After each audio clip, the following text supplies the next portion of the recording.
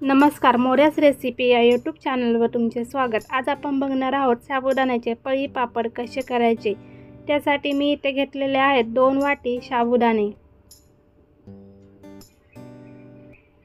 आता आपल्याला हे साबुदाणे स्वच्छ पाण्याने धुवून घ्यायचे आहेत।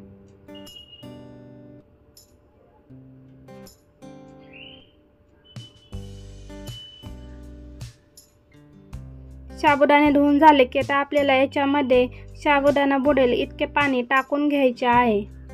आणि आता आपल्याला हे साबुदाणे 5 ते 6 तास असे झाकून ठेवून भिजवून घ्यायचे आहेत।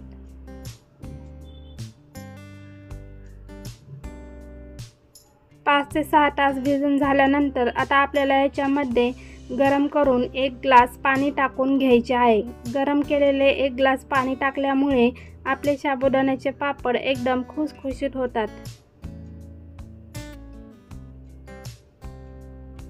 गरम पाणी टाकून झाल्यानंतर आपल्याला हे असे झाकून ठेवून रात्रभर भिजवत ठेवायचे आहे।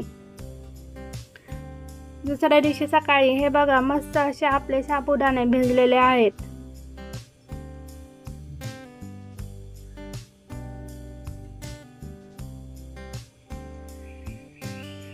आता आपण याच्यामध्ये टाकण्यासाठी बटाटे घेणार आहोत। मी ते मोठ्या आकाराचे 2 बटाटे घेतलेले आहेत। आता आपण ते स्वच्छ पाण्याने धुवून घेऊया आणि त्याचे साल काढून घेऊया।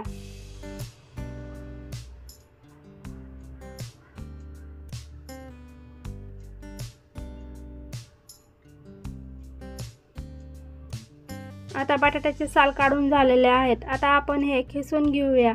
खिसताना आपल्याला पाण्यामध्येच खिसून घ्यायचे आहेत, म्हणजे बटाट्याचा किस काळा पडत नाही।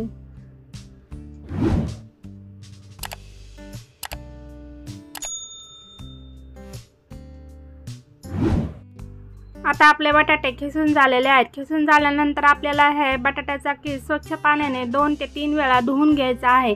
2 ते 3 वेळा पाण्याने धुतल्यानंतर हा पांढरा शुभ्र असा बटाट्याचा किस दिसतो। आता आपण साबुदाण्याचे पळी पापड कुकरमध्ये करणार आहोत। त्यासाठी मी इथे कुकर घेतलेला आहे आणि आता आपल्याला त्याच्यामध्ये 4 वाटी पाणी टाकून घ्यायचे आहे।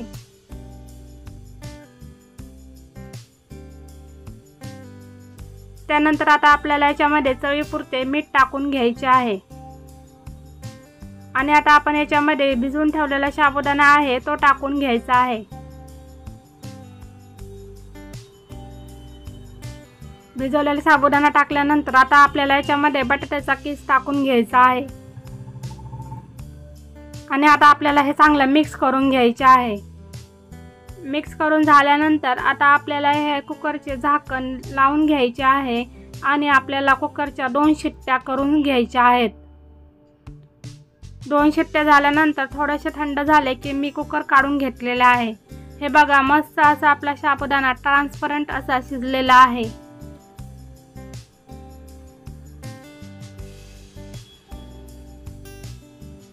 आता आपल्याला याच्यामध्ये चिली फ्लेक्स टाकून घ्यायचे आहेत आणि तेही आता याच्यामध्ये चांगले मिक्स करून घ्यायचे आहेत।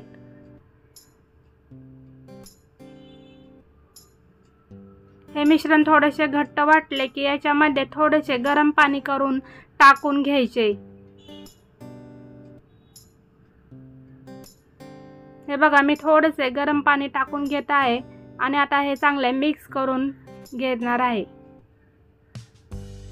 हे बघा चांगले असे मिक्स करून झालेले आहे। आता हे आपले मिश्रण पापड करण्यासाठी तयार झालेले आहे। आता उन्हामध्ये एका प्लास्टिकच्या पेपरवरती मी हे साबुदाण्याचे पापड घालून घेणार आहे।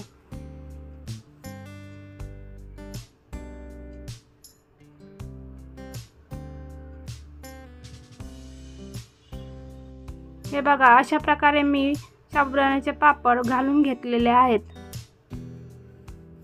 त्यानंतर 2 तास झाले की आता आपल्याला हे पापड उलटे करून घ्यायचे आहेत।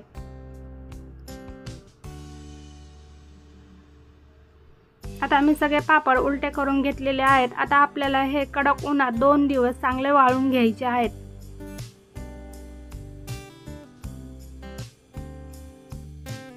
दोन दिवस चांगले कडक वाळून घेतल्यानंतर हे असे पापड तयार होतात।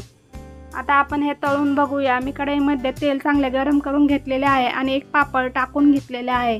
हे बघा, मस्त असा आपला हा साबुदाण्याचा पापड फुललेला आहे। अशाच प्रकारे मी अजून थोडेसे पापड तळून घेते। हे पापड खायला खूप खुसखुशीत आणि छान लागतात।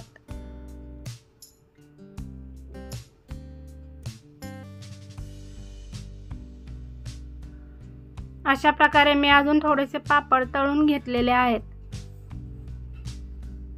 हे बघा, आता आपण न तळलेला पापड आणि तळलेला पापड कसा दुप्पट तिपटीने हा पापड फुललेला आहे। तुम्ही एकदा नक्की असं साबुदाण्याचा पापड तयार करून बघा।